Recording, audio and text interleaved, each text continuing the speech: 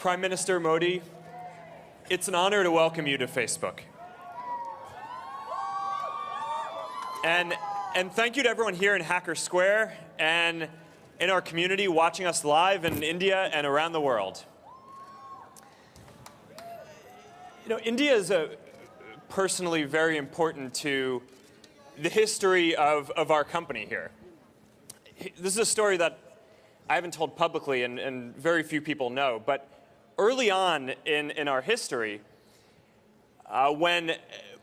before things were really going well and we had hit a tough patch and a lot of people wanted to buy Facebook and thought we should sell the company, I went and I saw one of my mentors, Steve Jobs, and he told me that in order to reconnect with what I believed as the mission of the company, I should visit this temple that he had gone to in India early on in his evolution of thinking about what he wanted Apple and his vision of the future to be.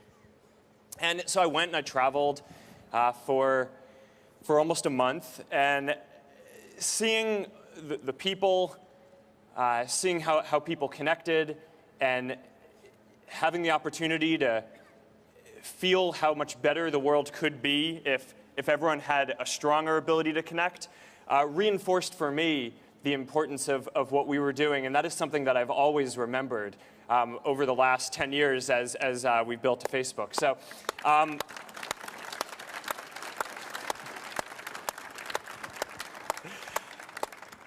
you know, we had a great conversation last year in Delhi.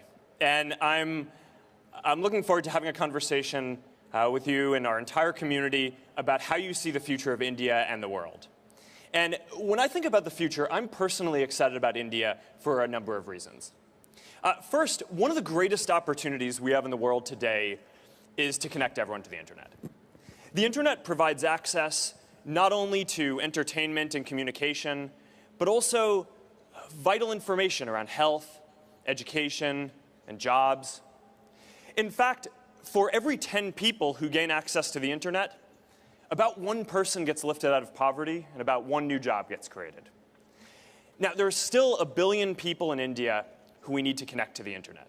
And connecting them represents one of the greatest opportunities available to humanity today. So I'm deeply appreciative of Prime Minister Modi's commitment to Digital India, to make this enormous opportunity a reality for all Indians. And I'm personally also impressed by the example Prime Minister Modi has set of using the internet and social media to communicate directly with Indian citizens. Whether spreading messages of peace or campaigning for women's rights or children's development or Digital India, it's fitting that the leader of the world's largest democracy is also setting the example for all world leaders for how they should connect with their citizens in the future. When everyone can make their voices heard online, that's when we can have meaningful conversations about the future. And that's how society can come together and achieve these shared goals. So, you know, the last time that a Prime Minister of India visited California was in 1982. And a lot has changed since then. Today, India is a global leader. Indian businesses and culture are transforming people's lives around the world. And for India to keep making progress, India needs to be a leader online. And Prime Minister Modi, you are an example of what that looks like. So I'm excited to hear today about how you see these goals and why the world should be optimistic about the future of India. Thank you and welcome to Facebook. Thank you. Thank you.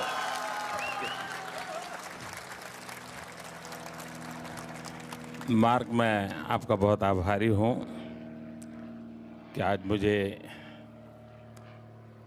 Facebook के headquarter पे आकर के दुनिया जिसके साथ जुड़ी है उनके साथ मुझे आज रूबरू में जुड़ने का अवसर मिला है।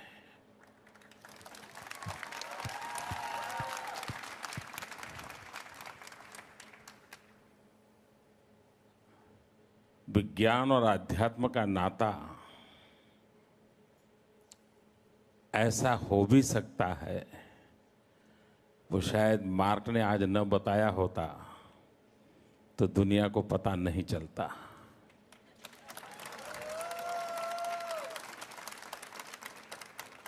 अमेरिका से एक नौजवान कुछ करने के सपने देखता है,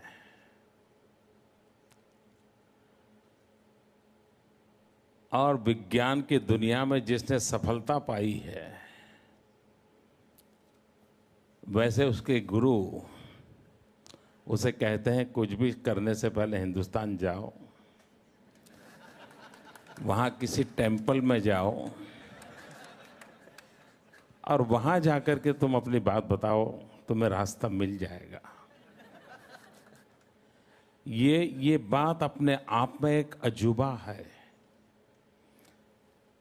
दुनिया के लोगों के लिए आज मार्क आपकी बात सुनकर के बहुत बड़ा आश्चर्य हुआ होगा, और मैं आशा करता हूं कि जो प्रेरणा आपको मिली है, जिस प्रेरणा से आपने इस काम को प्रारंभ किया है, ये सिर्फ कंपनी की बैंक अकाउंट को बढ़ाने वाला काम नहीं रहेगा। ये दुनिया के करोड़ों करोड़ों लोगों की आवाज बनेगा। ये दुनिया के करोड़ों करोड़ों लोगों के एस्पिरेशंस की अभिव्यक्ति का माध्यम बनेगा। और ये आपका प्रयास सामान्य मानवी की आशा आकांक्षाओं की पूर्ति करने की जिनकी जिम्मेवारी है, उनको जगाए रखेगा। और उस अर्थ में मैं आपके इस प्रयास को अभिनंदन करता रहूं, धन्यवाद करता हूं। आपने सवाल पूछा कि लोग भारत के पास बड़ी आशा भरी नजर से देख रहे हैं। आपको क्या लगता है, जब आप भारत आए, आप किसी टेम्पल में गए बड़ी आशा भरी नजर से, और देखिए आप कहां से कहां पहुंच गए।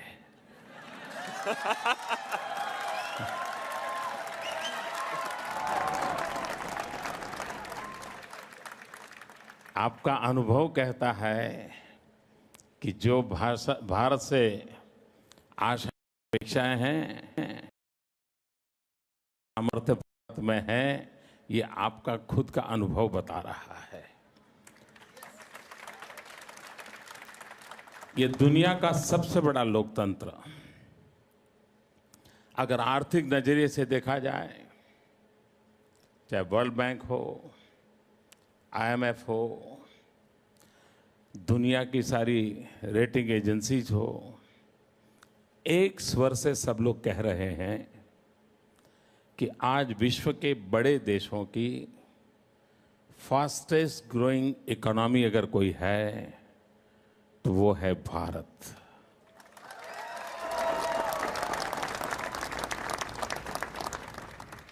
आज हम $8 ट्रिलियन इकोनॉमी है।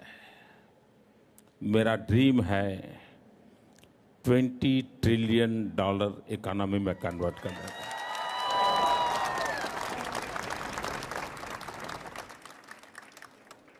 और उस काम को करना है मुझे, तो 3 बातों पर मैं बल दे रहा हूं: agriculture sector, service sector and manufacturing sector. आप वो लोग दुनिया से जुड़े हुए हैं जिनका सबसे बड़ा कंट्रीब्यूशन सर्विस सेक्टर में है, और मैं सर्विस सेक्टर की ताकत बहुत बड़ी देख रहा हूं। अकेला अगर टूरिज्म ले ले, मैं अकेला टूरिज्म, भारत के पास टूरिज्म के क्षेत्र में इतनी संभावनाएं पड़ी हैं, जॉब क्रिएशन के लिए इतनी संभावनाएं पड़ी हैं, और आज की टेक्नोलॉजी ने विश्व को इतना निकट ला करके रख दिया है, इतने अपनेपन को पैदा कर दिया है। और टूरिज्म अगर बढ़ता है तो सर्विस सेक्टर को, जॉब क्रिएशन को, यानी क्वालिटी ऑफ लाइफ में चेंज लाने में एक बहुत बड़ी ताकत बनती है। और उस अर्थ में मैं देखता हूं कि पिछले साल सवा साल में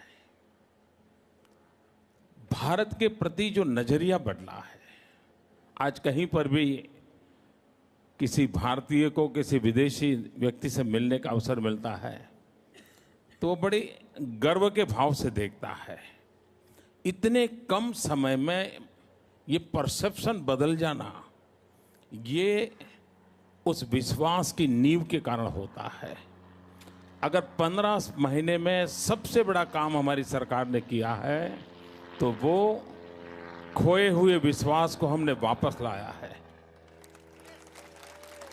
एक कॉन्फिडेंस लेवल को लाए हैं। और मैं मानता हूं वही चीजों को बदलाव करते हैं।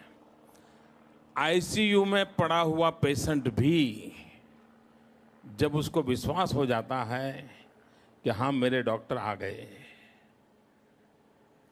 अब मैं ठीक हो जाऊंगा, आईसीयू वाला पेशेंट भी बाहर आ जाता है।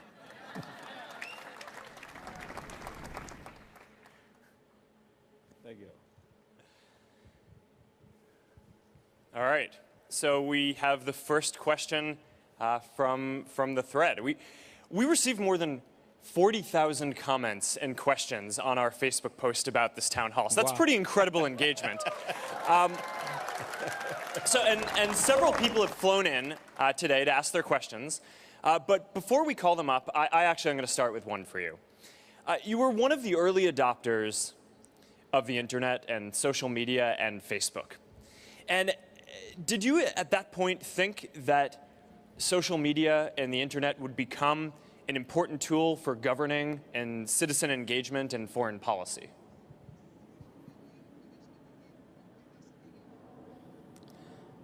जब मैंने सोशल मीडिया को अपनाया तब मुझे ही मालूम नहीं था कि मैं कभी मुख्यमंत्री बनूंगा, कभी प्रधानमंत्री बनूंगा।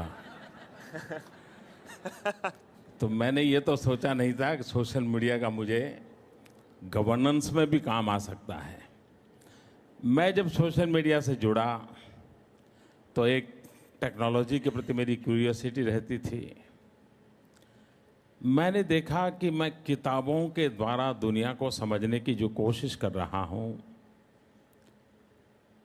लेकिन मनुष्य का स्वभाव है कि टेक्स्ट बुक के बजाय अगर गाइड मिल जाए तो ज़्यादा अच्छा लगता है।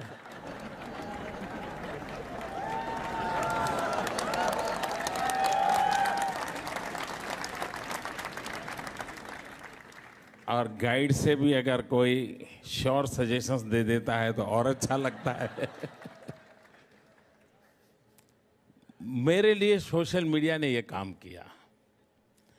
मुझे बहुत ही कम समय में 2-4 शब्दों से मुझे जिन चीज़ों की ज़रूरत थी वो मिल जाती थी। और दूसरा फ़ायदा ये हुआ कि मैं बहुत ज़्यादा पढ़ा लिखा नहीं हूँ, बहुत मेरे पास वो सौभाग्य नहीं था कि मुझे कोई ज़्यादा ज्ञान अर्जित कर सकूं। लेकिन मेरी उस कमी को सोशल मीडिया ने भर दिया। 2-4 शब्दों से भी मेरी दुनिया चल जाती थी और उसके कारण मेरी थॉट प्रोसेस में बहुत बड़ा बदलाव आया।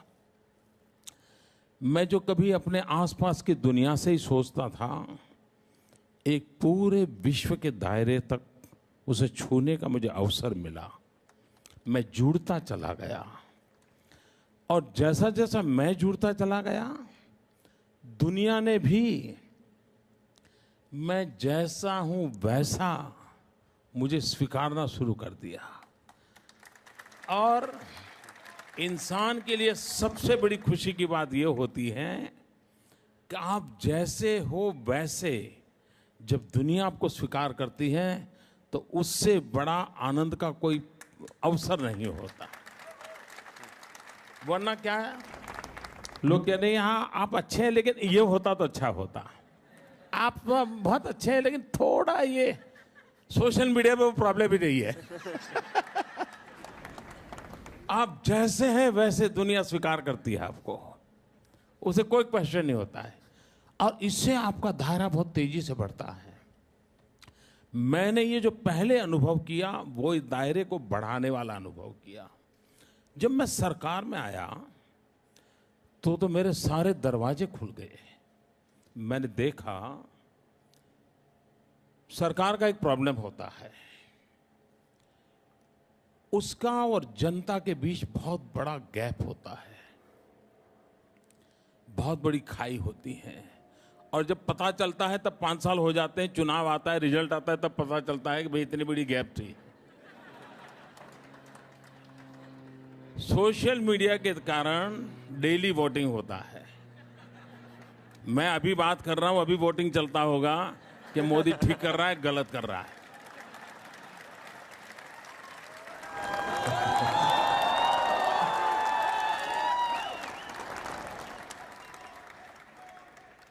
आज सोशल मीडिया की ताकत है कि किसी भी सरकार को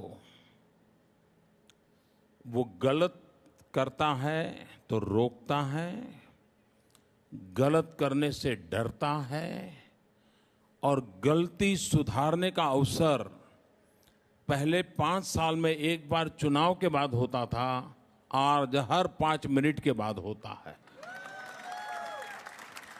मैं मानता हूं ये लोकतंत्र की बहुत बड़ी ताकत बन गया है, और इसलिए मैं सभी राजनेताओं से, दुनिया के सभी राजनेताओं को, सोशल मीडिया से भागने से कुछ होने वाला नहीं है।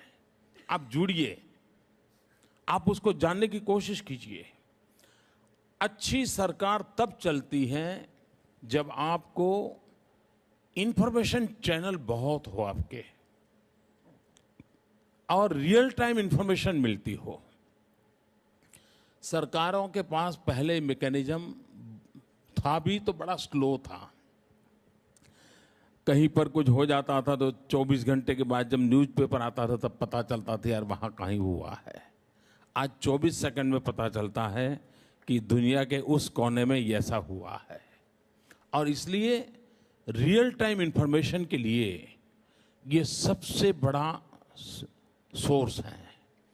और अगर गवर्नमेंट जागरूक है, सतर्क है, कॉन्शियस है, तो रियल टाइम इंफॉर्मेशन से वो करेक्टिव मेजर्स ले सकते हैं, पॉलिसी फ्रेमवर्क बना सकते हैं, और काम की गति को बहुत बढ़ा सकते हैं।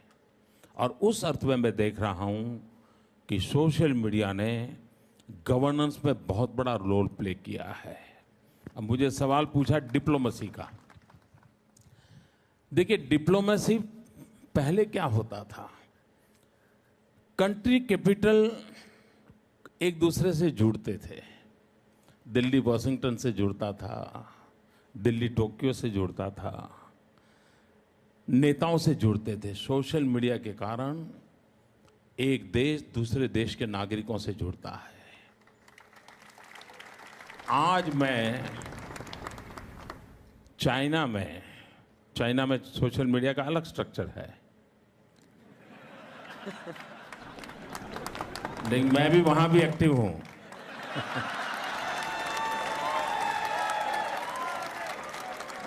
और मैं वहां चाइनीज लैंग्वेज में कम्युनिकेट करता हूं। आपको हैरानी होगी, मैंने चाइना की वीबो पर उनके प्रधानमंत्री के जन्मदिन की बधाई दी। चाइना के नागरिकों के लिए उनके प्रधानमंत्री का जन्मदिन एक न्यूज थे, और वो इतना वायरल हुआ था, पूरे चाइना में इतना वायरल हुआ था। अब ये डिप्लोमेसी का रूप कहां किसी ने कभी सोचा था? कभी नहीं सोचा था। मैंने इजराइल के प्राइम मिनिस्टर को, उनका एक फेस्टिवल होता है, उस फेस्टिवल पे हिब्रू भाषा में शुभकामनाएं दी।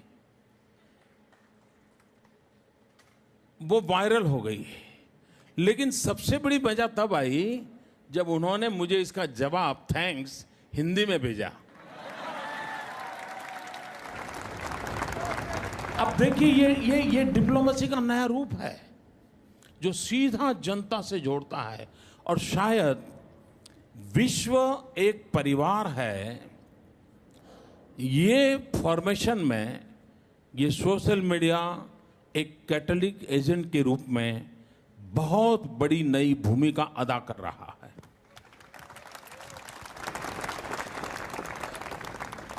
one of the reasons why so many of us here at Facebook admire your leadership so much is that we deeply agree in our mission with so much of what you just said. So thank you for that.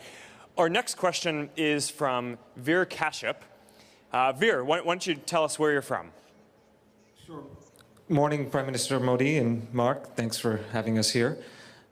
I live in Bangalore right now, and I moved to India 8 years ago, and co-founded babajob.com because I saw a great promise to be able to impact India's digital revolution and enable millions of people throughout the country to get better jobs using the internet.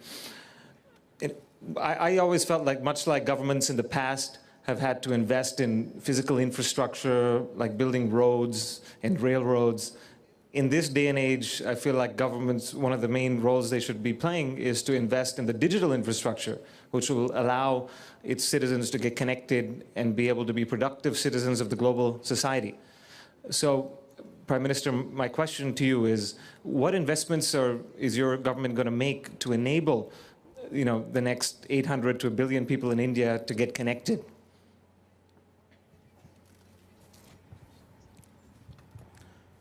वीर, मैं आपका बहुत आभारी हूं कि आपने भारत आकर के अपना नसीब आजमाने के लिए प्रयास किया है।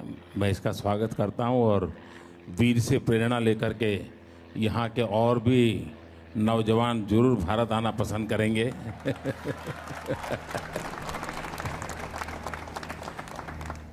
ये बात सही है कि भारत ने दो बातों पर इक्वली बल देना पड़ेगा।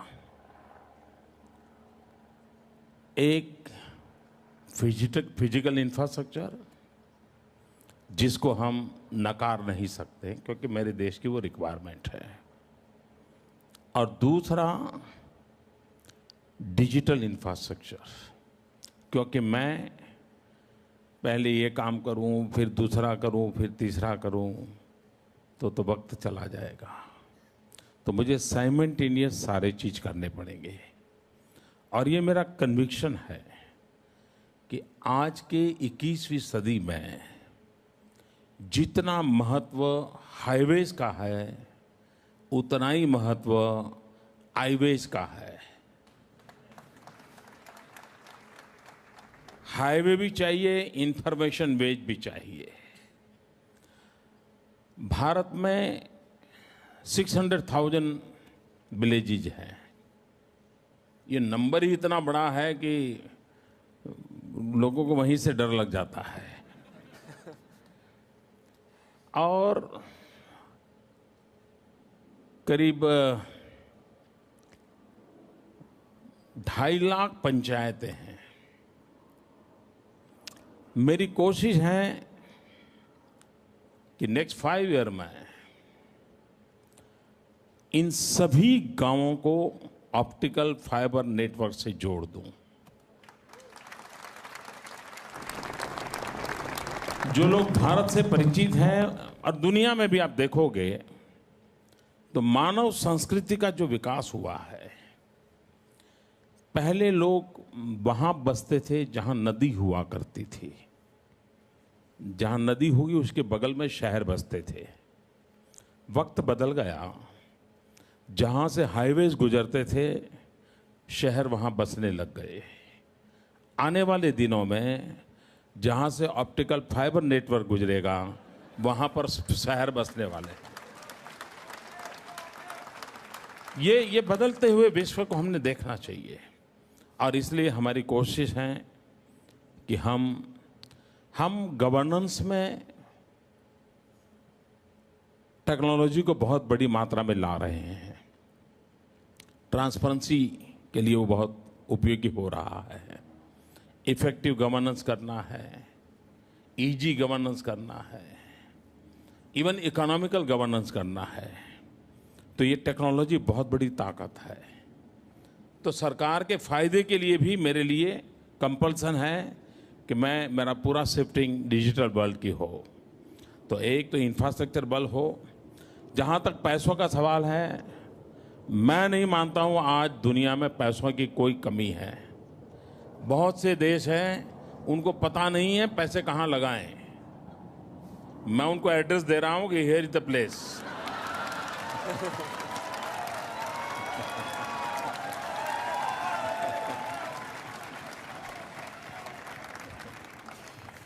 All right. Our next question is from T.S. Karana, who actually works here at Facebook. So T.S., where are you from? Well, I was born in India, but we immigrated to the U.S. in 1971, and I learned my English on the streets of Kentucky. Prime Minister, welcome to campus, and Mark, thank you for hosting us on this fine early Sunday morning. My question for the Prime Minister is, do you think it's become easier in the last 15 months to do business in India or not? You introduced a program called Make in India to cut red tape, but there is a perception that the pace of reform is slow. Do you think that Make in India will ultimately be successful?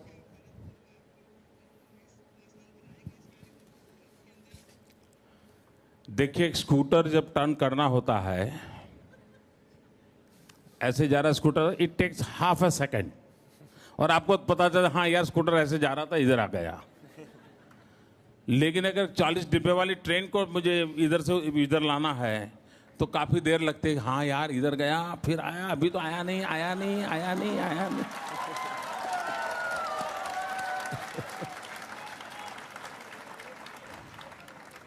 तो इतना बड़ा देश, आपको एक बदलाव निरंतर होते हैं, बहुत सारे होते हैं। अब जब उसका क्यूमुलेटिव इफेक्ट कुछ समय के बाद ध्यान आता है, तब लगता है कैसे से कैसे हो गया। अब आप देखिए, भारत में 40 साल पहले बैंकों का राष्ट्रीयकरण हुआ।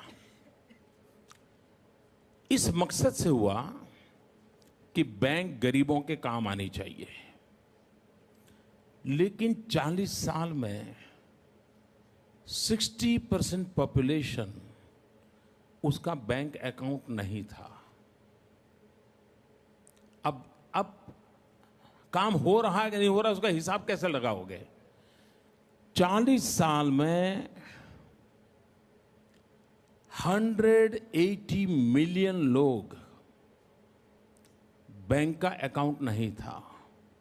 ये सरकार आई 100 डेज में, 100 डेज 180 मिलियन।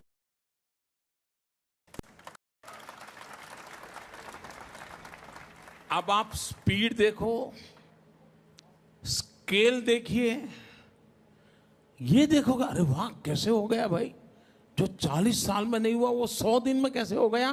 तो ये बदलाव की स्पीड है, बदलाव की स्पीड है। जिस प्रकार से अभी मैंने एक अभियान चलाया और वर्ल्ड बैंक ने इनिशिएटिव लिया, ease of doing business. Ease of doing business के रेटिंग में भारत दुनिया में 140 नंबर पे खड़ा है। और जो रिपोर्ट देख करके सोचेगा वो कभी भारत में आने के लिए नहीं सोचेगा। स्वाभाविक है, क्योंकि कंपनी का जब बोर्ड बैठता है तो कागज लेके बैठता है, वो कोई देखने के लिए थोड़ा आता है। जैसे फेसबुक वाले टेंपल में आ गए वो तो अपना बोर्ड देखते हैं। अब ये आज मार्क की बात सुनकर के लोग सोचेंगे यार कागज से नहीं, पहले एक बार जाकर के देख ले।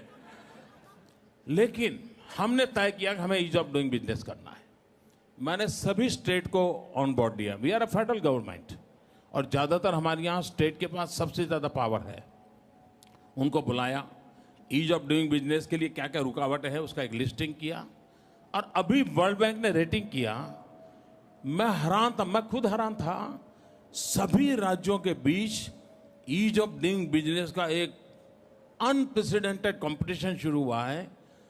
एक से दूसरा राज्य आगे निकलना चाहता है, और ईज ऑफ डूइंग बिजनेस में unprecedented achievement in last 6 months India ने अचीव कर लिया है। आने वाले दिनों में जब नेशनल रेटिंग आएगा, मुझे विश्वास है हम 140 से काफी ऊपर चले जाएंगे। कहने का तात्पर्य है कि संभावना। दूसरा, मेक इन इंडिया की सफलता का रहस्य क्या है? दुनिया का कोई भी व्यक्ति अपनी कंपनी बंद करना नहीं चाहता है। कॉम्पिटिटिव वर्ल्ड में वो खड़ा होना चाहता है।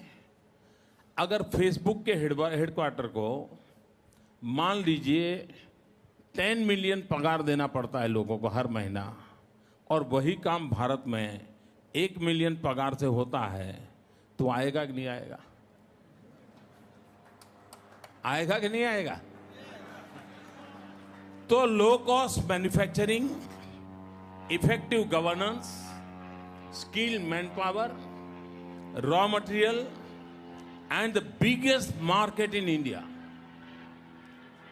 ये सारी संभावनाएं ऐसी हैं कि जो मेक इन इंडिया के लिए, दुनिया के किसी भी मैन्युफैक्चर के लिए ये स्वर्ग भूमि है। और उस अर्थ में मैं देखता हूं कि मेक इन इंडिया के लिए बहुत बहुत संभावनाएं पड़ी हुई हैं और सफलता की ओर। आपने देखा होगा पिछले 15 महीने में अकेले अमेरिका से फॉरेन डायरेक्ट इन्वेस्टमेंट में 87% ग्रोथ है। 87%, वन कैन इमेजिन। FII में बहुत तेजी से ग्रोथ हो रहा है, और एवरेज हमारे देश का फॉरेन डायरेक्ट इन्वेस्टमेंट का ग्रोथ 40% हो गया है, जो कि आज दुनिया में जो रिसेशन है, दुनिया के और में 16% माइनस है, वरज इंडिया 40% प्लस है। ये बताता है कि मेक इन इंडिया की सफलताएं इसके साथ जुड़ी हुई है, और मैं देख रहा हूं कि मेक इन इंडिया सफल होगा। दूसरी बात है, भारत के पास इन दिनों जो सुविधा है उसकी कंपैरिजन में दुनिया के किसी के पास नहीं है। हमारे पास 3D है, और 3D हमारी यूनिक स्ट्रेंथ है। स्ट्रेंथ ऐसा नहीं, it's a unique strength. Demographic dividend, democracy and demand. 800 million population below 35 है। जो जवान देश हो, वाइब्रेंट डेमोक्रेसी हो, वाइब्रेंट जुडिशरी हो, वाइब्रेंट मीडिया हो, लाइक माइंडेड कंट्रीज के लिए ये बहुत बड़ी अपॉर्चुनिटी होती है democracy. And demand 1.25 billion people, कितनी बड़ी डिमांड है। और उसमें मैंने आकर के एक नया डी जोड़ दिया है, डी रेगुलराइजेशन। मैं सारे सरकारी कब्जों से भी हटा रहा हूं, मैं सरकार को छुट्टी कर रहा हूं। और मेरी फिलॉसफी है, गवर्नमेंट है no business to be there in business. ये हमारा काम नहीं है होटल चलाना, लोग चलाएं और अच्छे तरह से चलाएं।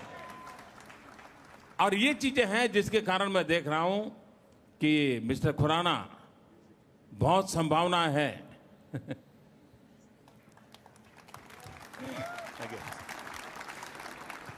All right, our next question is from Dr. Ranjana Kumari, who has, I think, just flown in from Delhi. Doctor, will you tell us where you're from and your question? जी हाँ, मैं भारत में दिल्ली में महिला सशक्तिकरण के लिए सेंटर फॉर सोशल रिसर्च 30 सालों से काम कर रही है। उसकी मैं निदेशिका हूँ और अक्सर तमाम सवालों पर भारत में काम कर रही हूँ। मेरा सवाल आपसे है मोदी जी, दुनिया में भारतीय महिलाओं को लेकर काफ़ी कुछ कहा सुना गया है पिछले समय में, जिसकी वजह से सब लोग जानना चाहते हैं कि आपका महिलाओं के सशक्तिकरण, महिलाओं और बच्चियों, लड़कियों के सशक्तिकरण के लिए क्या योजना है, और ख़ास तौर से प्रोग्रेसिव इंडिया जो भारत के विकास की जो हमारी इच्छा है, उसमें महिलाओं की बराबरी के लिए आपका क्या सोच है? दो पहलू हैं। मैं एक उन पहलुओं को और ले जाऊंगा जो कई लोग पसंद नहीं करते हैं, लेकिन जब मार्क ने टेम्पल की बात कह दी है तो मेरा मन करता है मैं भी ऐसा कुछ बता दूं। दुनिया में भगवान की कल्पना सभी समाजों में है। ईश्वर की कल्पना हर किसी समाज में है, लेकिन हर किसी समाज में भगवान पुरुष ही है। हर समाज में अकेला हिंदुस्तान है जहां स्त्री भगवान की कल्पना की गई है। दुर्गा, सरस्वती, अंबा, काली, यानी मूलभूत हमारे चिंतन का जो अधिष्ठान है उसमें नारी के इस रूप की कल्पना की गई है। ये बात सही है कि हजारों साल से चलते चलते कभी उसमें डाइवर्जन आते हैं, डिटोरिएशन आते हैं, वो बदलते हुए समाज की एक तासीर रहती है।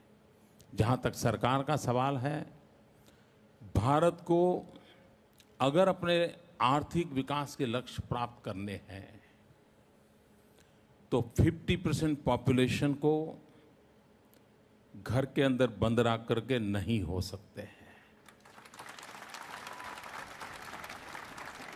इस 50% नारी शक्ति वो भारत की विकास यात्रा में कंधे से कंधा मिलाकर के 100% पार्टनरशिप होनी चाहिए। सरकार की नीतियां प्रोएक्टिव होनी चाहिए और उस दिशा में हम प्रयास कर रहे हैं। आज हिंदुस्तान में एजुकेशन ले लीजिए, हेल्थ ले लीजिए, तो वहाँ स्थिति ऐसी है कि मेल के लिए रिजर्वेशन करना पड़ेगा। अगर आप आज एजुकेशन फील्ड की मीटिंग करें, 1000 लोगों को बुलाएं, तो 800 महिलाएं होती हैं, 200 ही पुरुष होते हैं। इतनी बड़ी मात्रा में पूरी एजुकेशन एक्टिविटी आज हिंदुस्तान में महिलाओं के हाथ में है। हेल्थ सेक्टर, आज अगर आप हेल्थ सेक्टर की कोई कॉन्फ्रेंस कर लीजिए, आपको बहुत बड़ी मात्रा में हेल्थ सेक्टर में, खास करके नर्सिंग में, पैरामेडिकल स्टाफ में पूरा कंट्रोल महिलाओं ने लिया है। पिछले दिनों हमने एक निर्णय किया, पुलिस डिपार्टमेंट में जो यूनियन टेरिटरीज है, जो कि भारत सरकार निर्णय करती है, वहाँ 30% reservation for the women police हमने डिसाइड किया। भारत आज भी दुनिया के कई देश हैं, आज भी दुनिया के कई देश हैं जहाँ किसी महिला को चुनाव जीतना आज भी मुश्किल है। बहुत ही पढ़े लिखे देशों में भी भारत में इलेक्टोरल प्रोसेस में अनेक राज्य ऐसे हैं कि जहां लोकल सेल्फ गवर्नमेंट में 50% विमेन रिजर्वेशन है। अगर 100 लोगों का बॉडी है तो कंपलसरी 50 महिलाएं होगी। ये छोटा निर्णय नहीं है। और पार्लियामेंट, असेंबली में भी उसके लिए बहस चल रही है कि वहां भी महिलाओं को, ताकि डिसीजन मेकिंग प्रोसेस में उनकी भागीदारी हो। और मैं मानता हूं कि विमेन एम्पावरमेंट में एक बात हमको अचीव करनी होगी कि डिसीजन मेकिंग प्रोसेस में विमेन का हिस्सा होना चाहिए। सिर्फ वो मकान बनाते हैं तो दीवार का कलर कैसा हो, यहां तक उसका सीमित रोल नहीं होना चाहिए। मकान कैसा बने तब तक का उसका इन्वॉल्वमेंट होना चाहिए। परिवार में भी एम्पावरमेंट होना चाहिए। और इस दिशा में अब जैसे हमने एक अभियान चलाया, बेटी बचाओ बेटी पढ़ाओ। मैं जब गुजरात में था मुख्यमंत्री, जून महीने में 45 डिग्री टेम्परेचर गुजरात में होता है। मैं जून महीने में 12, 13, 14, 15 इन जून के 4 दिनों में खुद गांव चला जाता था, गांव में रहता था। 45 डिग्री टेम्परेचर हुआ करता है। हर घर जाकर के कहता था, बेटी को स्कूल भेजिए, मुझे आपकी बेटी को पढ़ाना है। और मैं 100% गर्ल चाइल्ड एजुकेशन को अचीव करके रहा था। आज मेरी कोशिश है गर्ल चाइल्ड एजुकेशन को, बेटी बचाओ बेटी पढ़ाओ, एक बहुत बड़ा मूवमेंट नेशन वाइड चल रहा है। तो ऐसे अनेक काम है। हम जैसे सरकार की कोई स्कीम है, सरकार की स्कीम में अगर हम गरीबों को मकान देते हैं तो मेरे यहाँ कंपलसरी है वो मकान सबसे पहले मालिक का नाम महिला का होगा, सेकंड नेम उस घर के पुरुष का होगा। पहले भारत में बच्चों को स्कूल दाखिल करते थे तो बच्चे के पीछे पिता का नाम लिखा जाता था। मैं जब गुजरात में थे मैंने कंपलसरी कर दिया था, बच्चे के साथ सिर्फ पिता का नाम नहीं, माता का नाम कंपलसरी रहेगा। आपको समाज जीवन की जो पुरानी सोच है उसको बदलना होगा, और एक के बाद एक, चाहे सामाजिक स्तर हो, आर्थिक स्तर हो, सरकार की व्यवस्था का स्तर हो, इन सारे विषयों में इसको जोड़ा जा रहा है, और मैं मानता हूं उसके कारण बहुत बड़ा बदलाव आ रहा है। All right, so for our next one, I want to ask you a personal question. People may not realize this, but there's actually a number of things that we have in common. One of them is that family is very important to me and to both of us. And in fact, both my parents are actually here today, so welcome, guys. They'd rather come watch you than they're right here. They're right here. Now, I understand that your mother is very important in your life, so I'm hoping that you'll tell us a bit about her. मैं उन माँ बाप को बहुत बधाई देता हूँ और उनको यहाँ से मैं प्रणाम करता हूँ कि उन्होंने मार्क जैसा बेटा एक ऐसे काम के लिए दिया जिसने दुनिया को जोड़ने का काम किया है।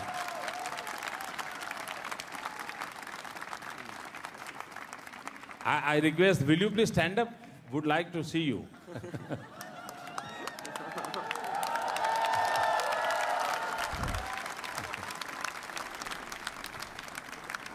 और मुझे लगता है शायद ये पहली घटना होगी कि मार्क ने आज आप दोनों को यहाँ बुलाया है। हर किसी के जीवन में, आप किसी भी व्यक्ति के जीवन में देखें, किसी भी की बायोग्राफी देखें, ऑटोबायोग्राफी देखें, दो चीज़ें हमेशा आती हैं कि मेरे जीवन में मेरे टीचर का क्या रोल रहा, मेरे जीवन में मेरी माता का रोल क्या रहा। हर एक के जीवन में आता है।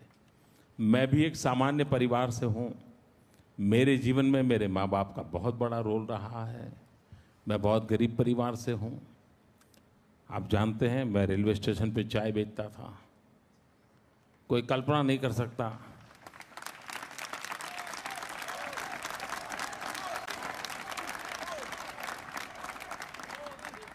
कि दुनिया की इतनी बड़ी डेमोक्रेसी ने एक चाय बेचने वाले को अपना नेता मान लिया।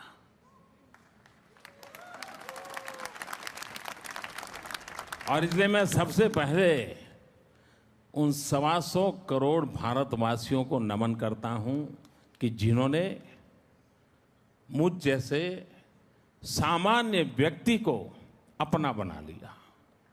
दूसरी बात है, बहुत सामान्य परिवार में से कैसे गुजारा करना,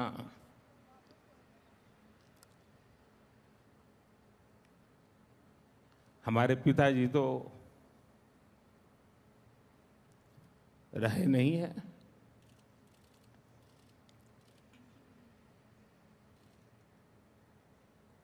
माता जी है, 90 साल से भी ज़्यादा उम्र है, आज भी अपने सारे काम खुद करती हैं, सब कुछ काम खुद करती हैं। पढ़ी लिखी नहीं है, लेकिन टीवी के कारण उनको समाचारों का पता रहता है, दुनिया क्या चल रही है, वरना कुछ पता नहीं था। अब जब हम छोटे थे तो हमारा गुजारा करने के लिए वे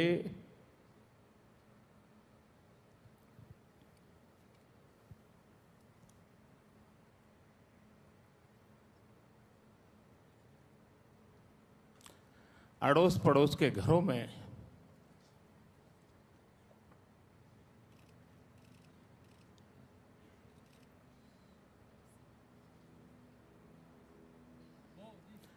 बर्तन साफ करना, पानी भरना,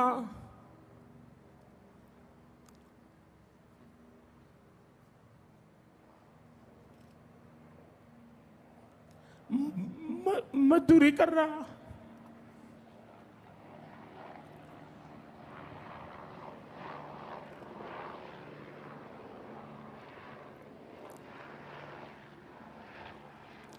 आप कल्पना कर सकते हैं कि एक मां ने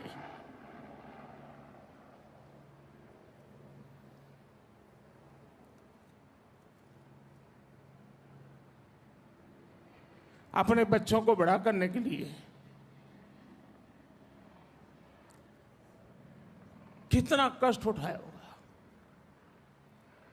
और ये सिर्फ नरेंद्र मोदी के केस में नहीं है, भारत में ऐसी लाखों माताएं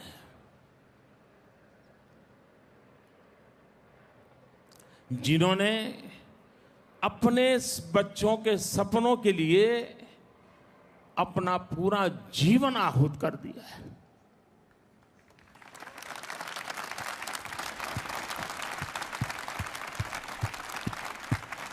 और इसलिए मैं सभी माताओं को शत शत वंदन करता हूं और उनकी प्रेरणा, उनके आशीर्वाद